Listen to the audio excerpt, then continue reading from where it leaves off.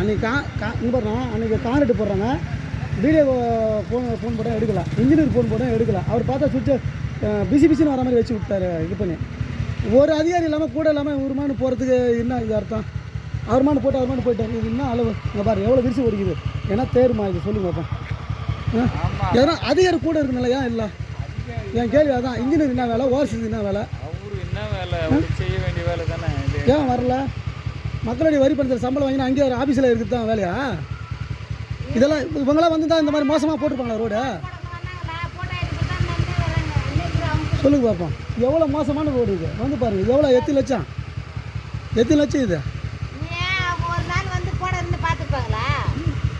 அதுதான் சொல்கிறேன். அதோட சரி, கான்ட்ராக்ட் எடுத்துங்களா போடுறாங்க, அதிகாரி யாரும் இல்லை. என்ன அர்த்தம் இது?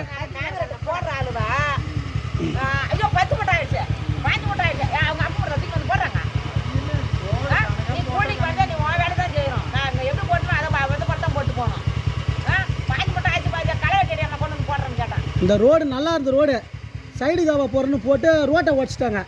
அப்புறம் அதில் ஏற்கனவே ஒரு 14வது நிதி குழுவானு தான் பைப்பு வச்சிச்சு, அதையும் நோண்டி அடைச்சிங்க. எத்தனை வாட்டி ஒரு நிதி இழப்பு செய்யலாம்? அது போல் சைடு காவனா சைடு காவ மட்டும் தான் எடுக்கணும். பைப்பெல்லாம் பிடிங்க அடைச்சி உங்கள் இஷ்டத்துக்கு போடுறங்க. என்ன அர்த்தம்? யாருடைய பணம்? மக்களுடைய வரி பணம் தானே. இன்னொன்று அப்பப்போ பிடிங்கி போகிறதுக்கு என்ன அது? இது பாபாங்க, இதெல்லாம் சொல்லுங்கண்ணா. ஃபோட்டோ எடுத்து போய் காட்டு. பில்லு வைக்க விடாது. நான் கலெக்டருக்கு நான் புகார் போட்டுருவேன். நான் மண்டே படிச்சு கொடுத்துருவேன். மண்டே படிச்சு அதிகாரி ஒருத்தர் கூட இல்லாமல் அவர் ஒண்டியாக போடுறாரு.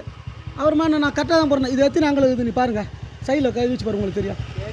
1.5 ஜல்லியே போடலாம், நோண்டி போட்டு தான் போடணுமே. அப்படியே ரோட்டு மேலே போட்டு இழுக்கிறாரு. என்ன அர்த்தம் இது?